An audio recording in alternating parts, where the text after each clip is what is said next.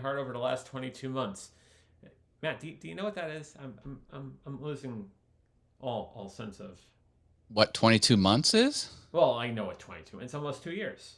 Yeah. But But what you've been what? thinking about it for a while. Yeah, Even longer than that. yeah. Well, yeah. The Dare I last. say 11 years? Yeah, quite frankly, the last 11 years, I would think. The National MS Society is a collective of passionate individuals who want to do something about MS now, to move together towards a world free of multiple sclerosis.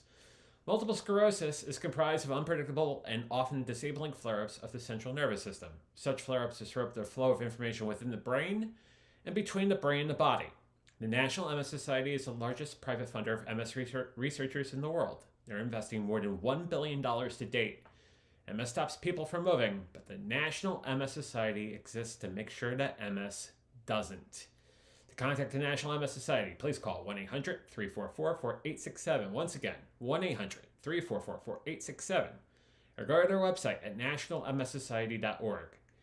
Thank you. Thank you to all of you who have gone to the National MS Society to learn more about demyelination and multiple sclerosis, or even gone to the National MS Society to donate money to this amazing organization.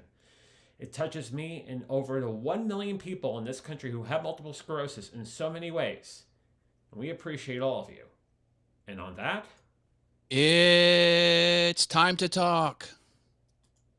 Well, this is quite different than a day back in March of this year. I was doing a half marathon in Cary.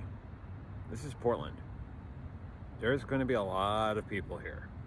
There are fixed corrals, as you can see behind me, based on time.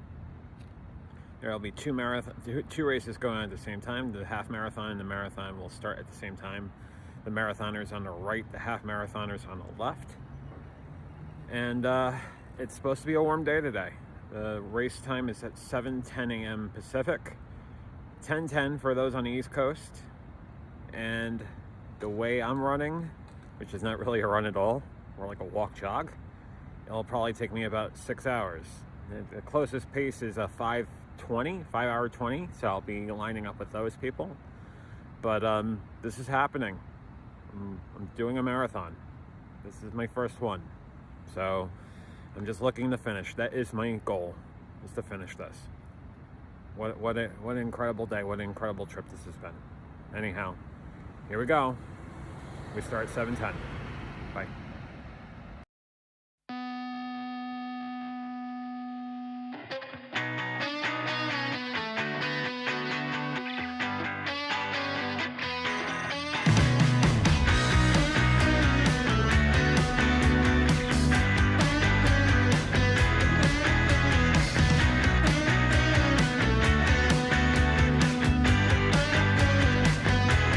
I used to be kind of sane.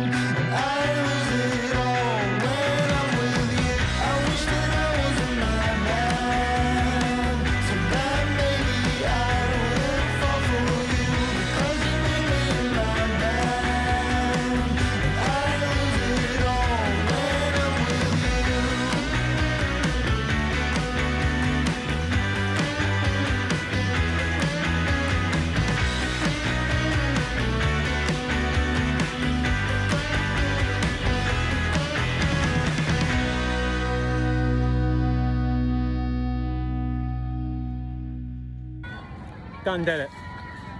Wasn't the fastest time. There was a wall. There was cramps. There were Charlie horses. I turned into a lobster in all this in what is an 85-degree day. But in about 6 hours and 52 minutes, I done did it. And you know what? I'm very thankful. I'm very blessed for this journey. I'm very thankful for this, very blessed for this, but also very thankful and blessed for the people I ran into. They really helped me the last 6 miles. I swear they did. So, you're capable of doing anything. It has to start up here. Stay safe, stay sane, stay strong, stay sober. You're worth it. Have a great day. I still can't believe that happened. I still cannot believe that happened. That was nearly 2 weeks ago over in Portland, Oregon, and I tell you, that was an experience that has changed my life forever. The preparation for the race over the 5.5 months prior to it, and then the running of the race itself. It wasn't the fastest time, but I finished it. And yeah. So we're going to talk about that tonight. It's something we could talk about as we talk about anything and everything right here on Adventure Forward VF Talks on Facebook, YouTube, Twitch, and Twitter. Let's see who wins the door prize this evening over on, that would be YouTube. That would be Britta, who says, good evening, everyone. Good evening, Britta. Hope you are well. And then I see this really familiar face. I can't put my mind on it. It's Awesome Fun Things. Awesome Fun Things. Would that be, that'd be Matt Haas, ladies and gentlemen. Matt Haas. Hey, I'm here. Hello. Hi, JV. Hey, what's up? Keeping on. Keeping on. Yeah, I am. Kicking butt and taking names. Kicking butt, taking names. That's what you're doing. Sometimes if the pace of my butt kicking is too fast, I'll just jot down initials because it's fewer characters and I can just keep moving forward. You're on the efficiency thing again, huh? Better, faster, cheaper, baby. Yeah. That's what I'm all about. Shorthand. That's what I'm all about. So what have you been up to? Trips and doing live streams from hotel rooms and doing races and having Charlie horses and stuff. Yeah, we're doing all that. Did a few things. Did a few things. There you go. I like I said before, I can't believe I did it. I just cannot believe Hey, congratulations, man. I'm proud of you. Thank you, man. I knew it'd be a good experience, even if you didn't cross the finish line. But hey, now that you did, all the more sweeter. That's the funny thing. We were talking about this, a month ago, a month and a half. I think on one of the last VF Talks before the race. And it's like, if you don't finish it, it's fine. At least you went out, you started it. But I don't know. There was that sort of thing about ego and hubris that starts setting in, especially when the cramps in my legs were awful. And I was trying to figure out a way to do this. Aid station was the first thing that came to my mind. I went to the aid station and look, both my legs are cramping. The top of my right foot is cramping. My shoulder's cramping. I need help. And they're kind of hinting, do you want to stop? Because I get the sense that there are a lot of DNFs that day. I said, no, I want to finish this. So they gave me two packs of sodium and electrolytes and gave me 2 Tylenol. And basically said, 5 minutes, you're going to stay right here. You're going to feel a lot better. You're going to finish this. And they were right. I finished. I took it, finished it, and I'm very thankful for it, for sure. Rock and roll. I love it. Oh, I love it. It's incredible. But now I got the bug, right? I got the bug. I want to do another one. Hey, because I had the app and I was getting the alerts when you would reach different milestones. And I was just thinking, even throughout the day, even when the alerts weren't coming up, I'm like, I'm sitting in my car driving to Costco and John is running a marathon at this very moment. And I'm like, oh my God, I'm sitting on my couch watching YouTube on the TV, and John is running a marathon. I think whatever I was doing during the day, that's what I was. mean, it could be worse. You could say, you know, I'm playing today's Wordle, and I'm thinking, how's John doing? And then I got an update. You know, let me do the Quordle. Let me do the Quordle and see where I am with the Quordle, and then I'll check in on John again. But No, they should have a marathon where you just have to stand still for Stand 6.5 hours. You know, I couldn't even do that. Like, that's insane. That sounds like torture. Marilyn W. joining us on YouTube says, so proud of you, JV, with 3 purple hearts. Well, 3 blue hearts back at you, Marilyn. Thank you. I appreciate that, and I appreciate you. Glad to see you this evening. A Wordle. So you're saying a Wordle marathon? I don't know. I don't know what I'm saying. You want to do the one with the 16? You're doing the 16, the semi-decordal, whatever that one is. The I 32 don't. I don't do the Wordle. I just reply snarky comments on people who post their Wordle statuses. This guy over here. Because it always comes up. John posted something. Like, it's very generic. It just says 5 in the morning. It just says John made a post. It doesn't say a Wordle. So then you go to it and you're like, oh, it's a Wordle thing. It's like a freaking Wordle. Any generic alert, like Enough it's Wordle. Enough with the Wordle, John. What the hell? And I'm running out of Wordle GIFs because you put, the GIF panel comes up, you put a little keyword in, and it loads GIFs that match your keyword. I think I've used like all the default GIFs for you. You can't find, did you find any Samuel L. Jackson Wordle? I didn't ask you for a blank damn thing. That's right. There's no mother effing Z in that word. Why did you waste a guess on that one? I love it. I had a Jules. No, I had a. It wasn't Jules Winfield. Yeah, it was Jules. It was Jules Winfield. Fake driver's license. And it was a California driver's license. And I went to the half K beer marathon. We had to be 21 and we all had to get carded. And I put the Jules Winfield card above my actual license, and I handed it to the girl, and she looked at it, looked at me. I was like, oh, I gave you an extra card. That's my real card was.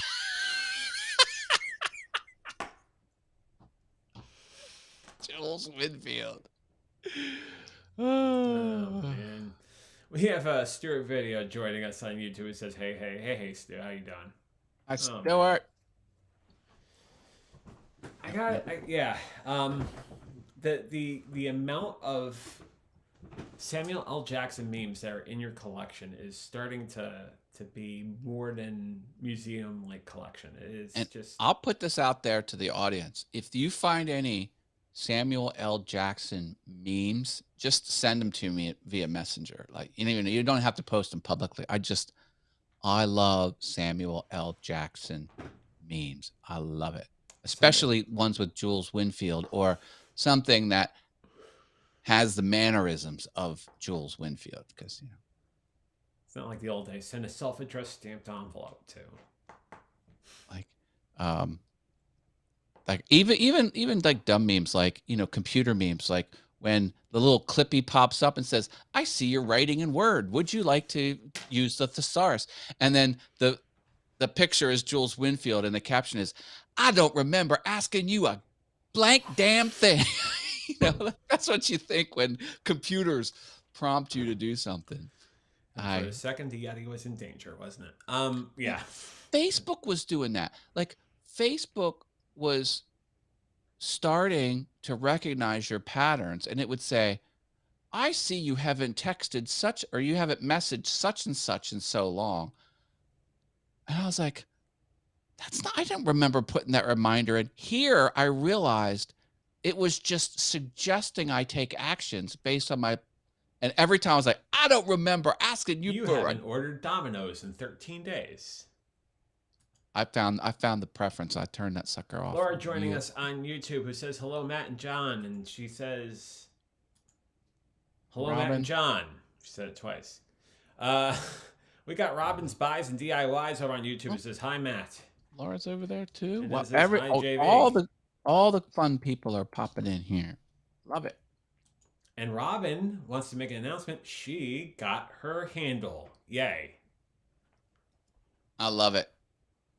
I love it. Is it Robin's Buys and DIYs? Or is it Robin's? Did you shorten it? Kept it long? Let me know.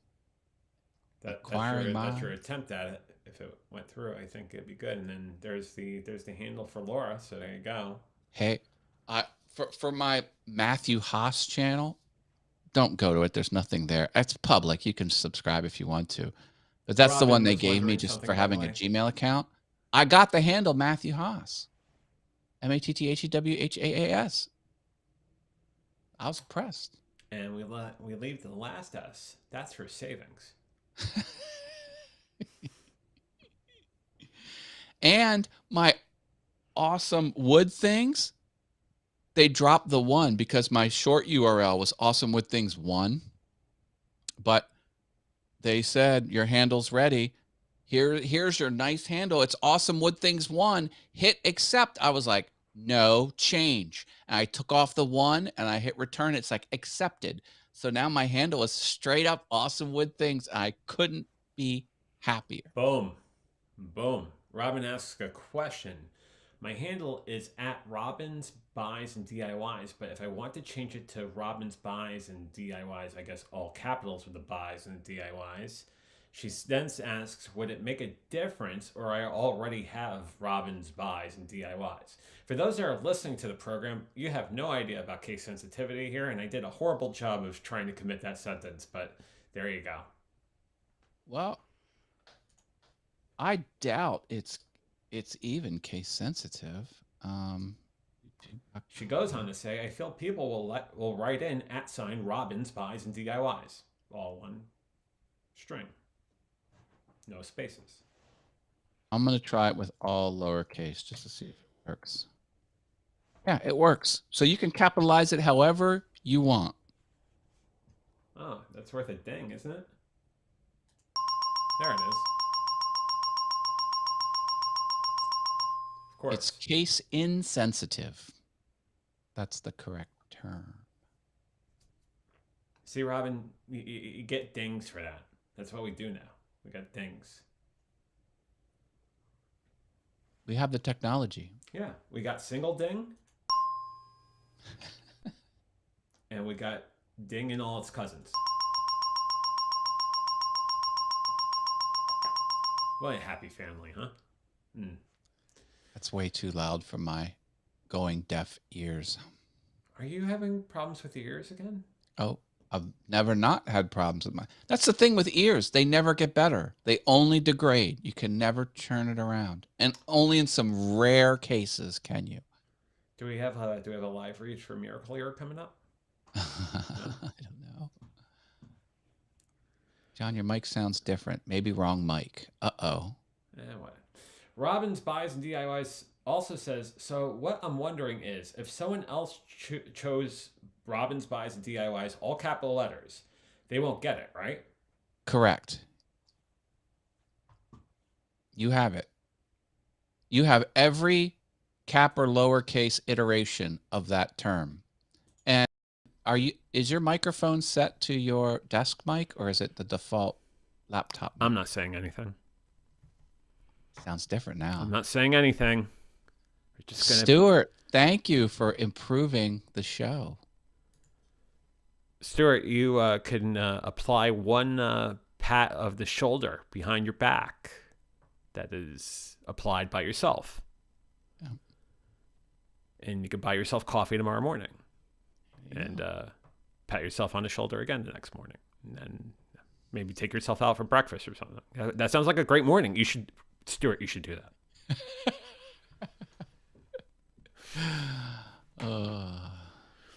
You're welcome for the ding, by the way, Robin. Anytime we provide a ding and eventually 25 hours into this conversation, use the right microphone. That'd be great. Robin's now thinking about coffee because we came off of the coffee conversation on your show, the last show, super terrific, awesome show, the Emmy award-winning super terrific, awesome show, and now we're talking about coffee yet again. Oh, I still have my carousel from the old show. Yes. Super Terrific Awesome Show for your Emmy consideration. I'm just looking for a Cable Ace Award myself, but that's neither here or there. It's posted to Rumble as well. So if you go to Rumble and look up Super Terrific Awesome Show, you will see my shows there. And funny enough, Reels, the Reels channel. You're on the Reels channel along with On Patrol Live, aren't you? Maybe so. Yeah, you and Dan Abrams. Hey, changing the subject, I got a locals community going. All things youtube.locals.com. Locals. It's a thing now. So what will you do on Locals? It's a community board, so it looks like and feels like a Facebook group, but only not awful. And it has a optional payment component. So people who pay you monthly, $3 minimum, can comment. And people who do not pay you monthly and just follow you for free, you can follow me for free. Then you can just like. So, and people who also pay can make posts, their own posts. So it's not just from the author of the page. It can be posts from other people as well. So it literally is a community. So it's like all the good stuff of Patreon and all the good stuff of a Facebook group smashed together. Done right. Yeah, that's what it is. Locals. Got a couple of questions, I think, from the same household. Is that your new medal? From Stuart. And Laura goes on to say, are you wearing your new medal? Why, yes, I am. There is the medal I got for finishing the Portland Marathon, not this past Sunday, the Sunday previous on October 2nd. So this is the medal I got. The one thing I noticed is that this medal is huge because it's the 50th anniversary. So they gave us large medals. Even for the half marathon, they got large medals. But this was a very interesting piece to take through TSA. They didn't give me much of an issue. But it was definitely something that I need to come up with some sort of cabinet for this because it is, yeah, Stuart, you're right. It is huge. It's absolutely huge. Huge. You can impale someone with this. Put 5 or 6 in the back of your car on a winter's day. You'll get good traction. Right.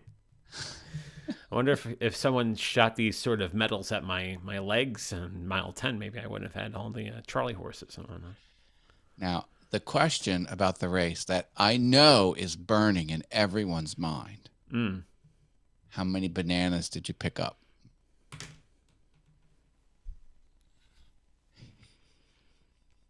You think it's a thing, right? You think just because I did in Cary and I carried a banana for 6.5 miles that it's a thing. I do. 1.5. 1.5 bananas. 1.5. There we go. So the smart people at the refreshment stands or the hydration stands in the single mile sort of iterations of 19, 20, 21, 22, 23, they all had half bananas. Half bananas, not whole bananas. And they were already like somewhat ready, so you just pull the peel off and eat it real quickly and throw it out. I had 3 of those. So the answer to your question specifically, 1.5. Well, now I know. Thank you. I think I'd better about. Now, quick word of advice for the folks over at Fit and Able over in Cary, North Carolina, the wonderful people that run the Cary Greenways, which runs a really excellent race. Looking forward to doing it again next year. If you could split the bananas in half, that might make life a little bit easier for those that are running it. Also, it helped for me to have a pocket that was empty, so I could just shove it in my pocket instead of just running with it for about 6 and some odd miles. But that's me. That's totally me. I'm taking it. That's all me. That's me. But if you can bisect those bananas, I would be very grateful. Thank you. All right. Hopefully someone's watching and they'll take your advice into advisement. I think I've I successfully suggested or implored upon a couple of people to actually run that race in March. So I might have some company. Oh, wow. Cool. To which Stuart then asks the obvious question, is that a banana in your pocket or... Could be both. Could be both. You know, it could be both. There you go. Thank you. Should we go over some pictures? Would you like picture time? Yeah, let's do it. Let's do that. Let me quickly go over here and go over to the Portland Marathon website. So, and cut this over to this. Yeah, I gotta say one thing before we begin. The city of Portland is absolutely gorgeous. Now, there are some things that need some help. Like there is a little bit of a homeless situation in Portland, but that's across the country these days. But I'll tell you, the people are definitely, as they say, my tribe. I had a really good time in Portland those 8 days and 7 nights. Just a fun place for sure. Nevertheless, the things that you're seeing in this sort of collection of video or drone footage is what we ran. So that's part of it. Do I have exact footage of that? No, but I'm sure somewhere on YouTube we can probably pull that up for you. What is available to me is my actual page.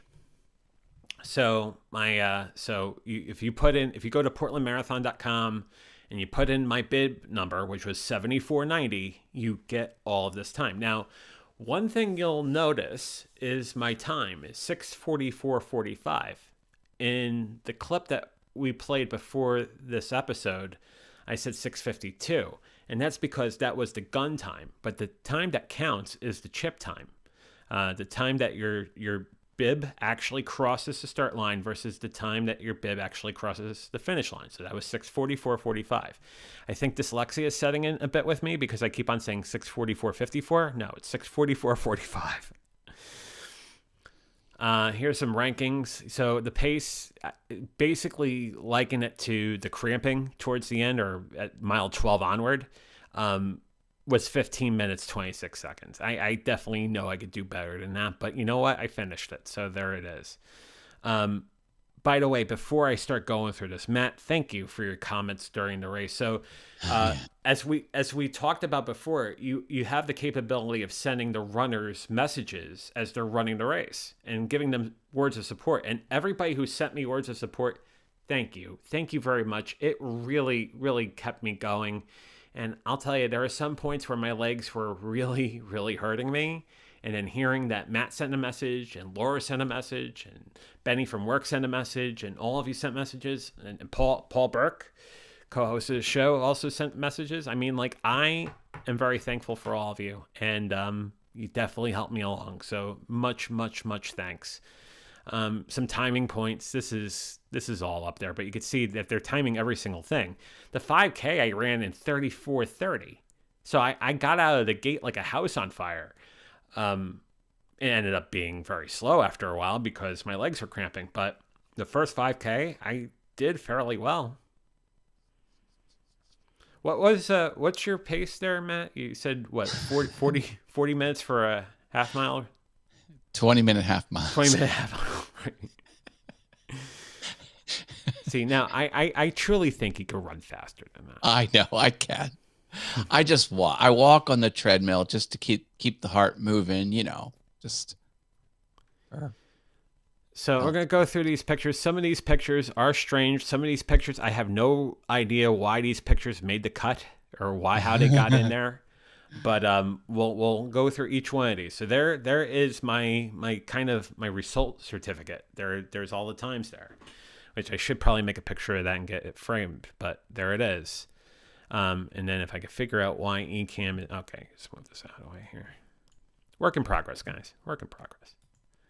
All right, so there's the picture over the first bridge. I forget which bridge it is, but you can see I'm gunning along, right? And certainly that was still at my fever pitch here. By the way, the photographers, you get a warning that there's a photo opportunity coming up because they have little signs off to the side that says photographer taking pictures. So you have an idea that your photo opportunity is going to pop up. You'll notice that more times than not, I act like a dork in a lot of these pictures. Just giving a word of... Are you trying not to act like a dork, therefore you're I acting think like I a was dork? so exhausted, I don't even know where I was. I think, am I in Omaha or something? Where the heck am I? So there's your first picture. There's me somewhat delirious, and this is not far into the run at all. I'm like at mile 5, mile 6, but like you could see that it's starting to set in. But I think if I remember correctly, the photographer was making funny faces, and that's why he got me to look that way. You can see it's not phasing any of the other runners in this picture, but me, it phased me for sure. You almost look like you're standing still. No, I'm moving. I'm definitely moving. Not fast though.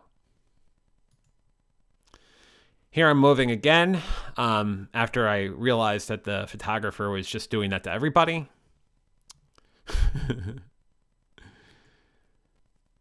Then I'm definitely hitting a pace now. I'm going down a bit on a bit of a downhill, so I'm gaining some speed, which is very much a thing.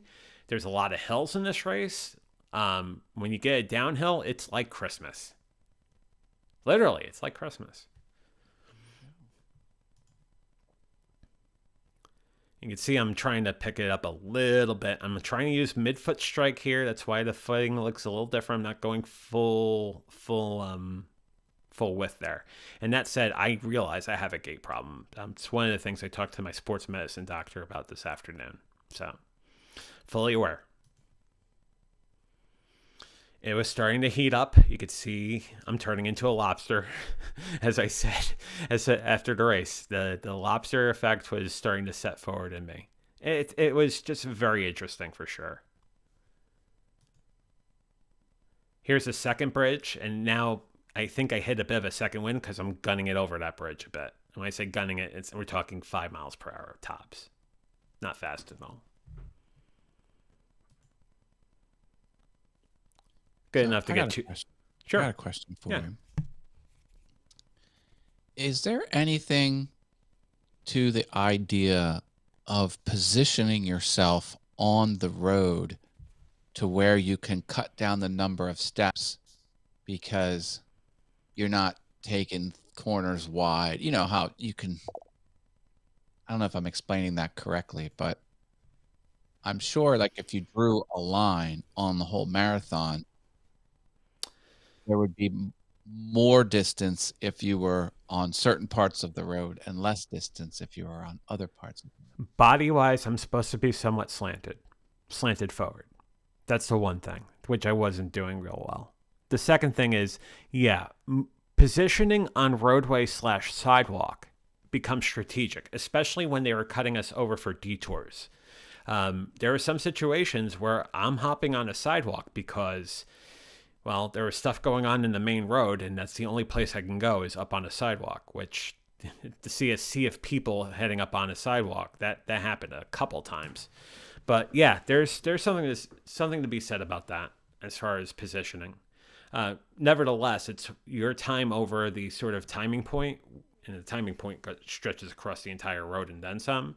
That's the time that matters. Yeah, I would just imagine like if you took the corners tighter, you would be like saving steps. Yeah, I was trying to take the corners as tight as because the first 5 miles there were 16 turns. Yeah, absolutely. And that's why my 10K time was not even bad. It was 71 minutes for 10K because I was hitting the corners really hard. Okay. I was just thinking maybe that's a thing, but I was then thinking, well, maybe it's not a thing. So thank you. No, it's a thing. It's absolutely is a thing. That's a good point. We got Rob who says, congrats again, JV. Thank you, Rob. Appreciate it. Hey, Shalalala Productions. Robert Lee, ladies and gentlemen. So now we're in the neighborhoods, and now you can see that something is not right. You can see that my legs are starting to cramp. If you notice the back of my right leg, it is starting to cramp. We're getting into troubled territory, but yet I'm pushing through. And dehydrated, yeah. Was I using every hydration station? No, I was using every other one. And the first half of the race, the hydration stations were every 2 miles. Once you got up to mile 12, it was every mile afterwards.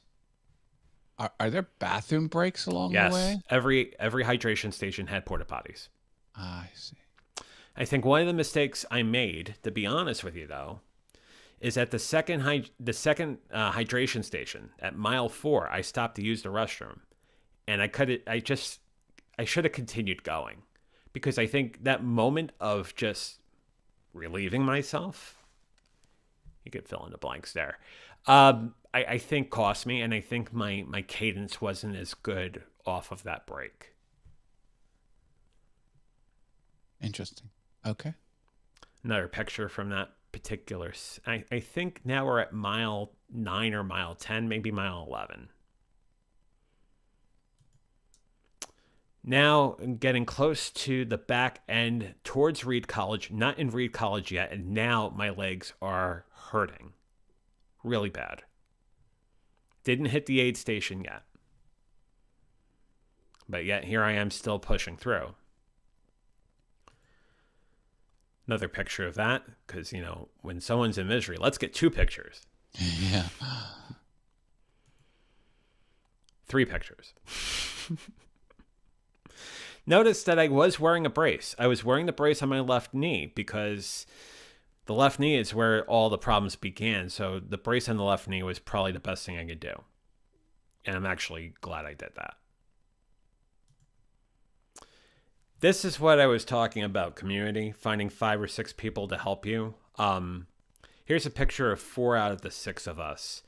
Let me talk about the lady that's pictured to the right of me in this picture real quick. Her name is Kimberly, and she is out of Oregon. And she runs a nonprofit for kids to get them sporting goods.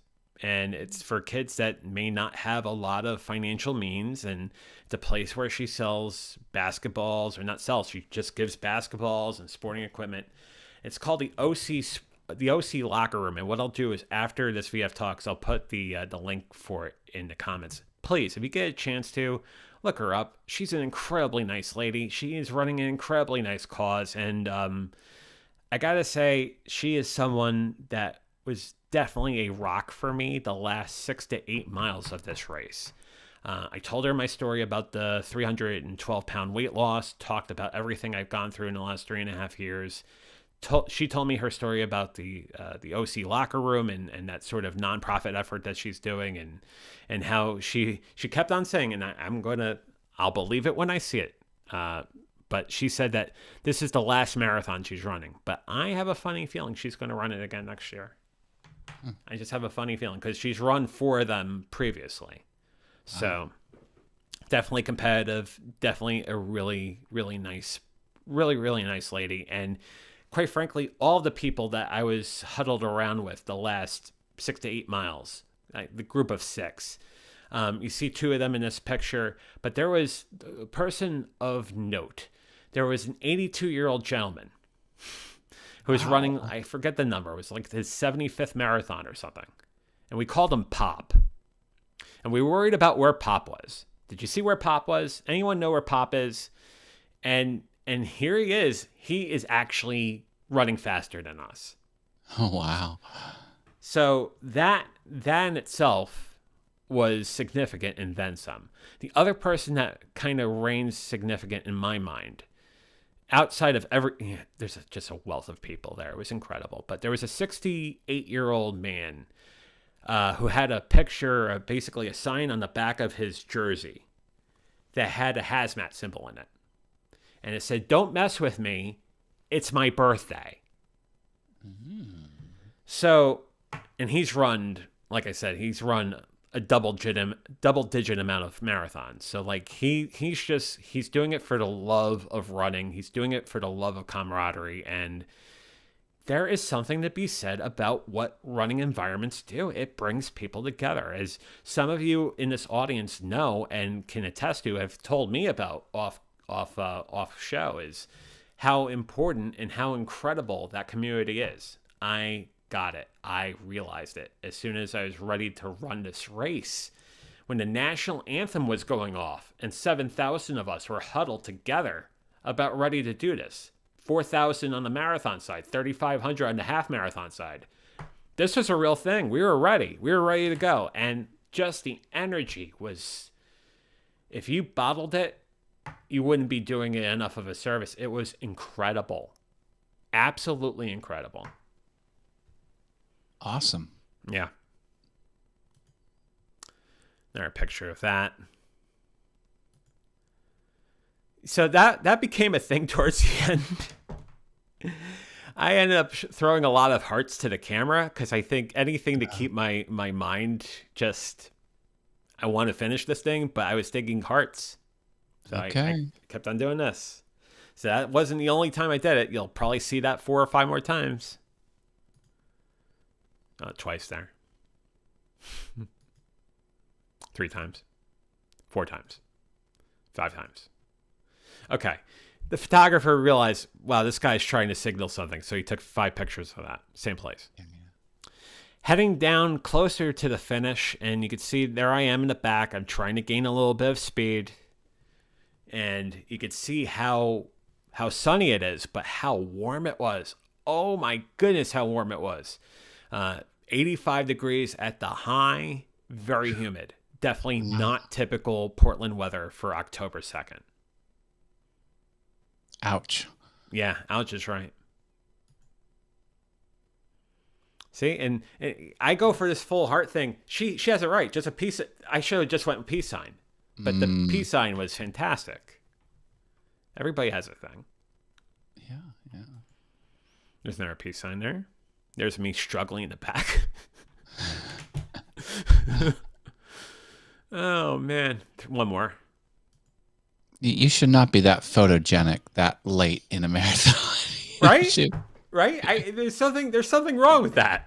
It really is. Oh man. There's a peace symbol again.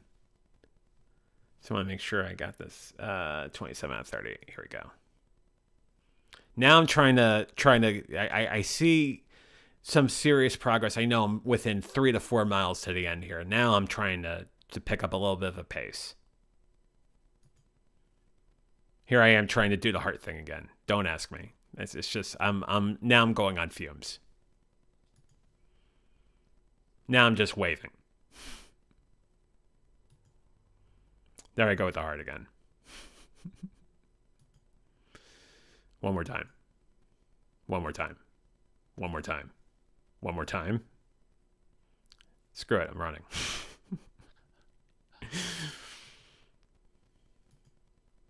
And then this guy, I don't know where he came from, but there he was at the end. And those are the pictures that are up tied to me. There you go. Wow. It's nice that they documented it like that. Yeah, and I'm still trying to figure out who that random guy at the end was. Well, No idea. Seems like a very well organized, with lots of good tech that's not failing, and a lot of support. Very impressive. Very impressive event. Kevin Michael Reed is here. Kevin says you seem to be all about the love, JV. Yeah, a little bit, Kevin. A little bit. Teeny bit. Oh, man. So there's some Next pictures I time. took, too. Devil horns. Devil horns. Absolutely devil horns. Yeah, for sure. Right, all that. Yeah, so this is a picture I took. This is the start line way before the race. This was like at 4:30, 5 o'clock in the morning.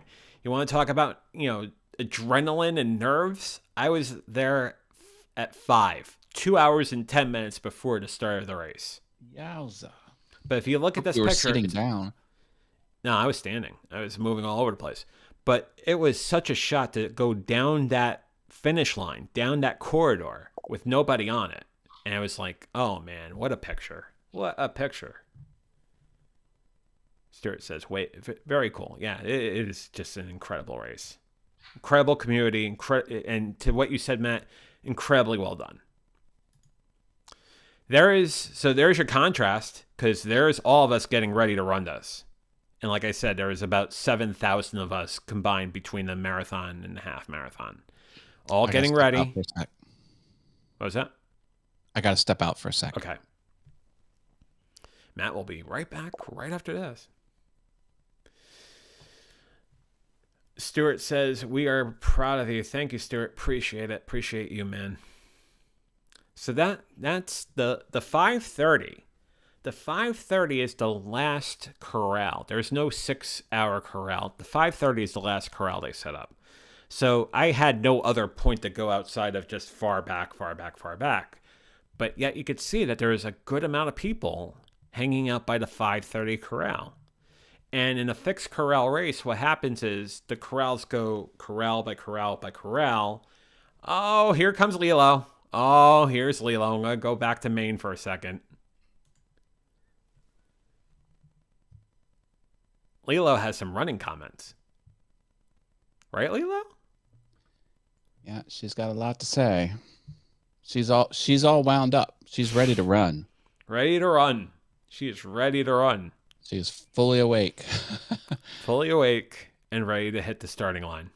Hi, baby. She says congratulations on Thank you, marathon. Lilo. From you, I chef's kiss for sure. She tried to do a marathon today. I took her out for the first walk. We went one house down the road and back. To start? What is it? Progress, not perfection. It's progress, not perfection. Oh, man. All right, I'm going to put her down. I'll be back. Okay. So, the 5:30 is the last corral. And then you can see that the corrals are basically going up the 5, 440, 420, so on and so forth. To have them sectioned off like that makes the race a little bit easier because people of like speed are together. And this way, it's not like everybody's trying to trample each other in the beginning of the race. Here's the course map, just a bit of a revisit on what the course actually is. It goes as far north as the Moda Center. It's where the Trailblazers play. It goes all the way south over to Reed College, and then it goes hanging out right by the Burnside Bridge and right by the Esplanade. And that's where the too zigzaggy for me. They should make it less zigzaggy. Well, see, let me show you something real quick. Like when I said there were a lot of turns in the beginning, you see how many times I'm turning? 1 turn, 2 turns, 3 turns, 4 turns, 5 turns, 6 turns, 7 turns, 8 turns, 9 turns, 10 turns, 11 turns, 12 turns, 13 turns, 14 turns. You go up there, 15, 16, there's a loop around because there's the Broadway Bridge. You're going up and around, 16, 17, 18, back down. Are there any marathons that are completely straight with no hills? For 26.2 miles? Yeah. I don't think so. But if anyone knows of one, let us know in the comments. What if it's like on like the like Nevada plains, like the dry salt beds of like where it's completely flat? Oh, over there. I don't know. Right by Area 52 or Area 51 rather. Yeah. I don't know why I gave one additional number there, but there you go. 52 is the unsuccessful knockoff of 51. That's the diesel's refueling station. That's right. Something stupid. So there's the course map. I'll scroll down a little bit here. All right, I think that's the bottom of it over here. But you can see that it goes all the way down to Reed College over by the Moda Center and I'm not familiar with the area. Beautiful course. I see a lot of loop-de-loops. There are a lot of loop-de-loops. Lots of loop-de-loops. But no twisty loopy go pukey. None of that. Spinny go pukey? Spinny go pukey, that's right. Here are the turns of the marathon. And we talked about this before the marathon. There are a lot of turns. A lot of them taking place in the first 7 to 8 miles of the race. Fortunately, I didn't have to remember any of them because there are plenty of signs, plenty of arrows, plenty of things to tell you to go this way. And if there's a detour, there are plenty of plenty of course officials that kind of guide you down the right direction for sure. Good. During the expo, they had a coach give us some tips. I think one of the most important things was this picture, because I was so enamored with me now trying to finish this race that I didn't pull out my phone to take a picture of this. But I think by far that over by Selwood is maybe the most picturesque portion of this race course. And there are so many nice people over in these volunteer refreshment stations, these hydration stations. A lot of community groups, high schools, a lot of just really great people. And they're there with their water and their hydration drinks and this thing and the other thing. And just a major shout out to every single group that worked this race. We could have not done it without you. And then even those that were not official sponsors, there were a lot of people, just neighbors and whatnot, playing music. They were giving alcoholic drinks that they really shouldn't be doing. But I saw a couple people grab a Manhattan or a mimosa or a screwdriver. And it's like, oh, that's why that lady over there is plastered. Good to know. But it was such a fun environment. Absolutely a fun environment for sure. Nice. That was a picture I took that morning as I was walking up and down the Esplanade. I thought that was the most prettiest sight I could see. So afterwards, did you get your steak dinner afterwards? Oh, I went to Fogo. Did you fall asleep immediately after? No, I basically so I can go back to Maine for a second. So I did go to Fogo. But getting out of Fogo, which was about 0.4 of a mile away from the hotel, this is how I was walking. Wow. Oh, that's terrible. It was terrible, but I'll tell you what, it was worth the house special. It was worth the top sirloin, the bomb sirloin, linguiça, the honey with the grilled cheese, all of it. It was worth it. Hired a rickshaw driver or something. I might have made a wrong turn on the way back to the hotel. So what was supposed to be a 0.4 of a mile walk ended up being like 0.7. All told that day, I did 69,300 steps. Yeah, that was something. That was something that was going on. I walked all the way to the back of Costco and then to the front again. There's that. Major kudos. Yeah. I would say that's kind of similar to your experience.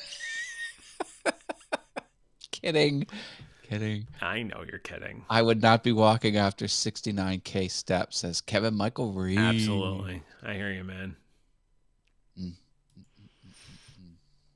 So, as I mentioned, the half marathon and marathon ran side by side in the beginning and finished around the same point, although at different times. So the course in between the start and the finish for the half marathon and the marathon are obviously different, but it looks something like this. Does the half marathon have a different exit, or do they go on the same exit? So they go a different direction past the start. So they'll cross the starting line and they'll head a different. So where the 11th and 12th mile was for the marathoners, that's where their race basically gets divulged, and it works that way and back down. Actually, you know what? Let me go back to the map and I'll show you.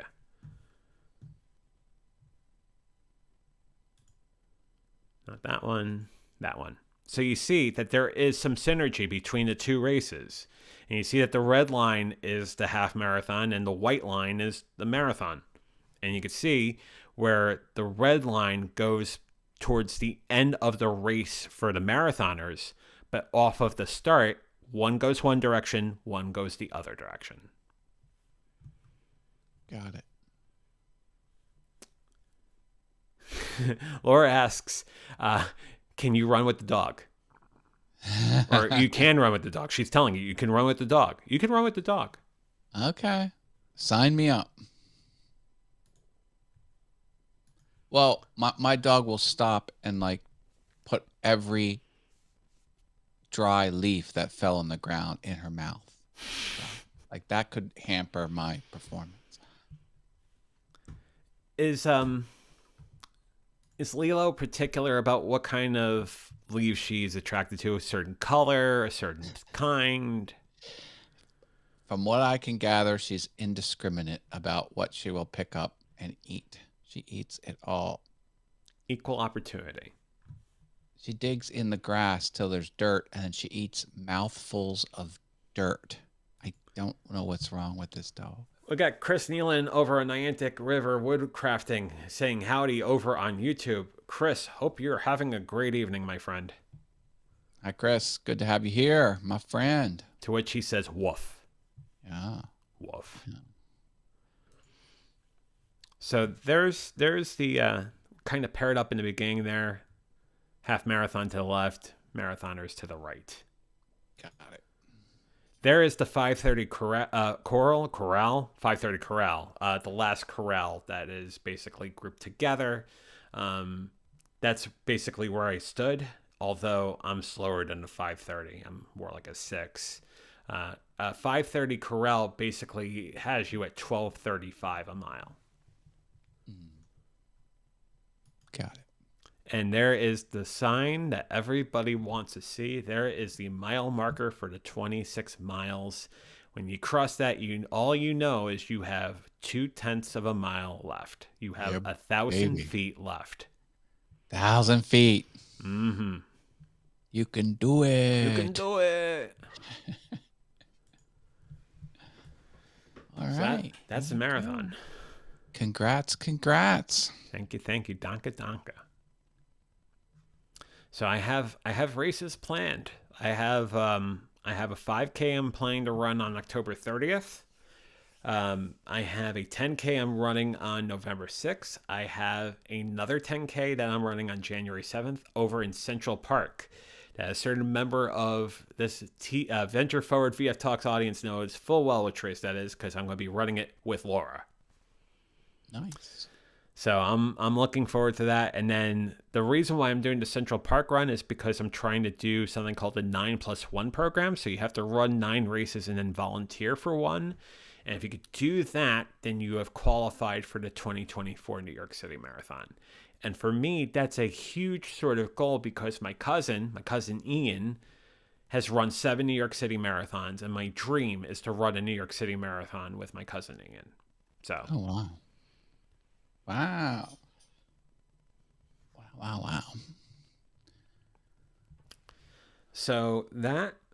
But there's no racing this weekend. No races this week. You should still be on recovery mode, I would imagine. To a certain degree, I am. There is a long run on Sunday for maybe 7 miles, but it's nothing like I was long running before the marathon. So Okay. 7 mile long run on Sunday.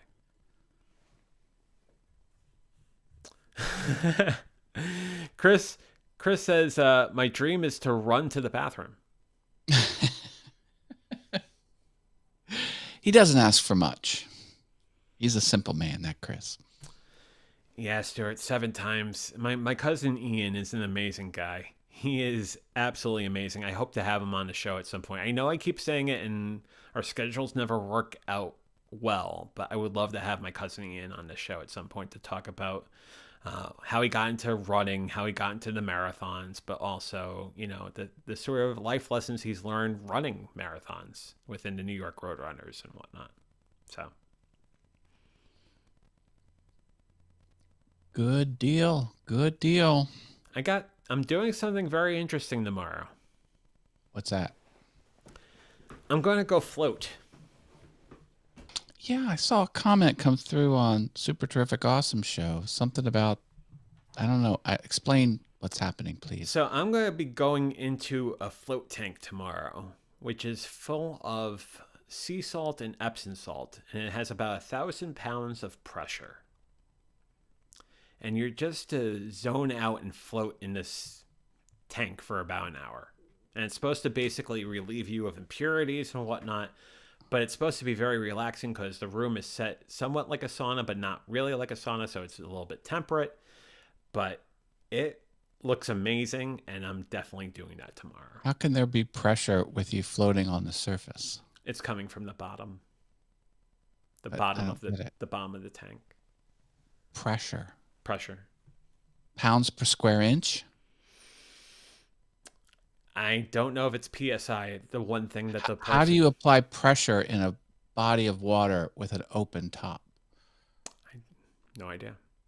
You think I would ask that question? I didn't. Is it like a pressure cooker where they seal you in No, and they it's jam not like more It's atmosphere? not like a in pressure there? cooker. Oh, This terminology is not accurate, and it's bothering me. okay. Someone's bothered by it. I'm bothered by it. Yeah. Isn't the top closed? Says Kevin Michael Reed. No, the top. So what was demonstrated to me is that the top was open. If you're in an open air environment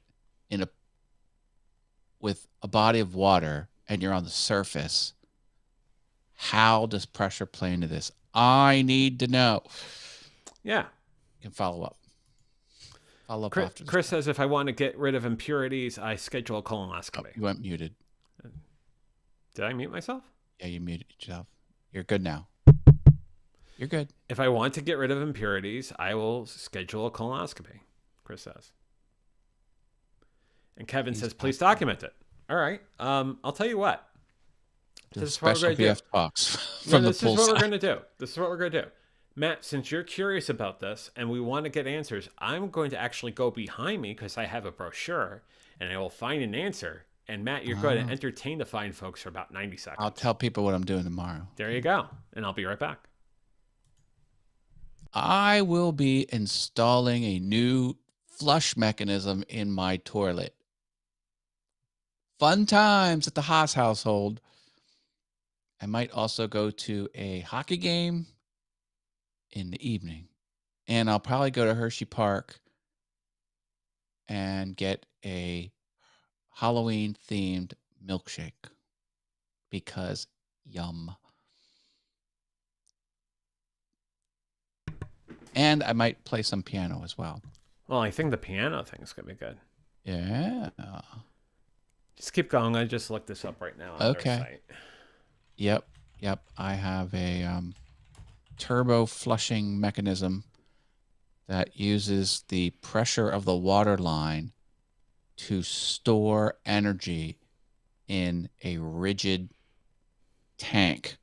And then when you press the handle, the hair trigger handle, boom, comes out like a rocket. I definitely want one of those. Yeah. Hey, Chris loves Hershey Park. Let's go. Hey, I still have a free pass for a guest pass for Hershey Park. So they say here it's 1,000 pounds of Epsom sea salt heated to skin temperature. Gravity and tension disappear. Blah, blah, blah, blah, blah, blah. This doesn't say blah, blah, blah. Oh, so it's the weight of the material in the liquid. Yeah, that's right. Okay. So the pressure is not an accurate term. So let's do this. I'm going to go back to here. And we'll move us over here. Just masking this wonderful lady over here. That's a wrong move. Is it? Yeah, don't put us over the lady. All right. How about this? There you go. Oh, much better. Better? Good. You could stare at her now. That's good.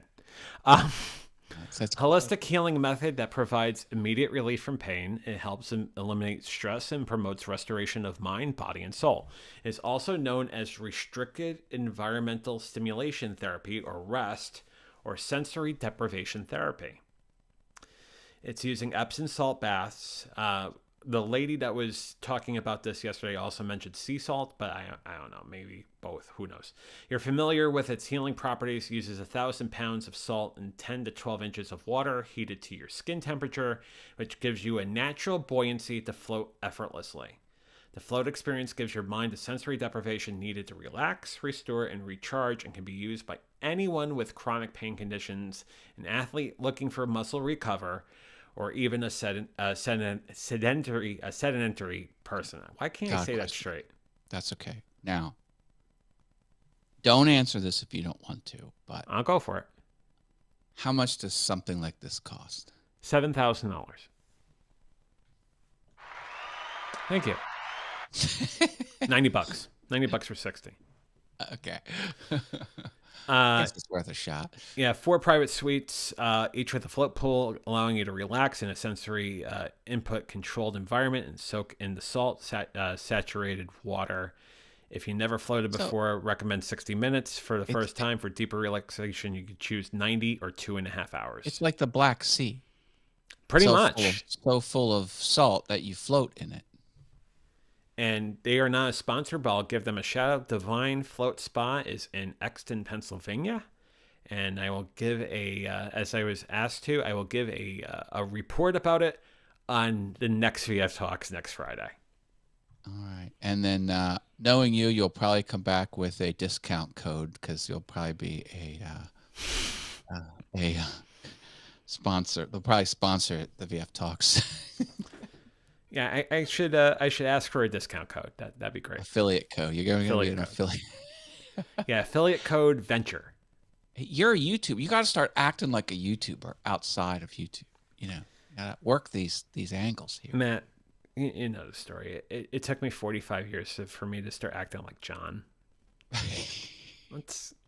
I'm getting there slowly. But surely. It's a work in progress. I'm a work in progress, Matt. I'm a work in progress. Aren't we all, brother? Right. Aren't we all? Right. Hey, listen, I'm gonna have to wrap this up here soon, brother. Yeah, I'm gonna put a giant bow on this in a second and talk about what we're talking about next week. Whether it might be pre-recorded, it might be live on Thursday, but we'll definitely be live again next Friday night. Any final comments about the week that was, Matt? Before we go to final comments. It was busy dealing with my new puppy. Oh, she is adorable. She takes a lot of she demands a lot of attention. And she looks like she's worth every bit of attention and then some. She is something else. I swear to God, I can see her growing. Like she is just eating like a garbage bucket. She's just sucking everything up, growing. Kevin wanted to try a sensory deprivation chamber, but he's afraid of the sound of his mind. Yeah. You'll go insane. Now, you know what will happen, Matt? While I'm in there, I'm going to start going like this. Oh, God. You do you. I do. I'll do me. Matt, thank you, bro. All right, man. All right, VF Talks audience. Thanks for hanging out. Catch me on the We'll see you next week, Matt, and I'm going to put a giant bow on this. All right. Bye. Good night, Matt. Matt Haas, ladies and gentlemen, dealing with my various pictures of me going like this because I think I was growing insane towards the end of that race. Nevertheless, right? It'll be a memory that I'll have forever, along with the banana holding in the Cary half marathon because I couldn't find a pocket. So I have that. So, question for you: what's more embarrassing, me doing the heart symbol to the photographer 7 or 8 times, or holding a banana for 6.5 miles? Let me know in the comments. But like, it's photographers. We do dorky things, and I certainly did it. But anyhow, yeah, I digress. The next venture forward will be Thursday night at 8 o'clock Eastern, 5 o'clock Pacific. It may be live. It may be pre-recorded. Check your local listings. We'll let you know for sure what happens. But we're going to revisit diet and exercise. I think in light of everything that's gone on, me running marathons, me planning this sort of physical regime now, running races and taking the next level on this, also building muscle and really taking personal training to the next level. I want to revisit that and talk about where I am in the process. I still am tracking my food each and every day, but we're not talking about any sort of methodology. We're not talking necessarily about Harris Benedict. We're not talking about intermittent fasting. We're not talking about all of those per se, but we're talking about how everything melts together and what sort of discipline and rigor is needed behind doing this. And it all, as I said before, it goes back to the mind-body connection. It's figuring out, okay, what do I need to do to get myself to a better place? So that will be the Thursday night show, 8 p.m. Eastern, 5 p.m. Pacific. And then 1 week from tonight, we will do what we normally do. Have a conversation about anything and everything with Matt Haas, Paul Burke, and all of you on VF Talks. That's next Friday at 6:30 Eastern, 3:30 Pacific. It is definitely the time of the week I look forward to without question, and it's a good time for sure. But until next time, I'm going to say the same thing I say at the end of every Venture Forward VF Talks.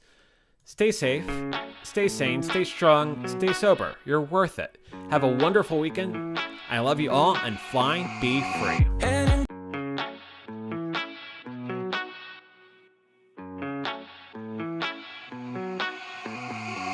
Heading to Vegas in my blue stripe car.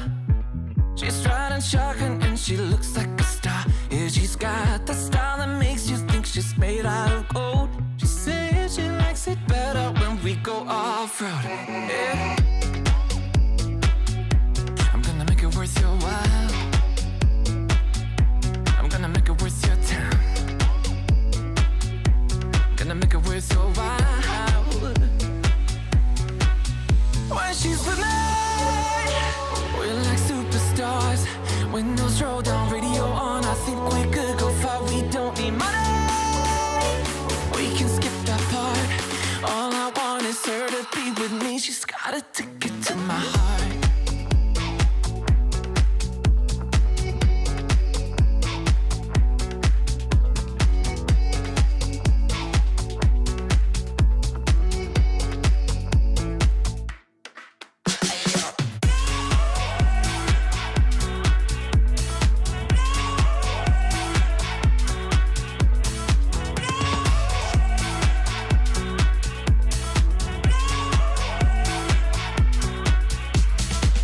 The sky is blue, I got the sun in my eyes.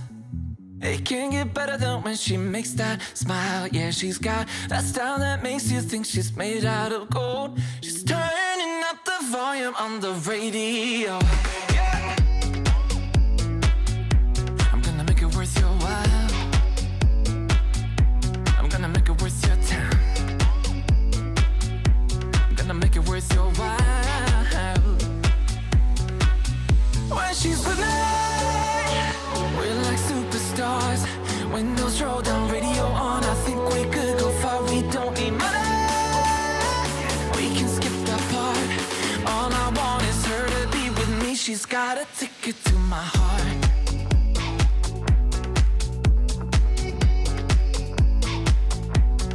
Ticket to my heart.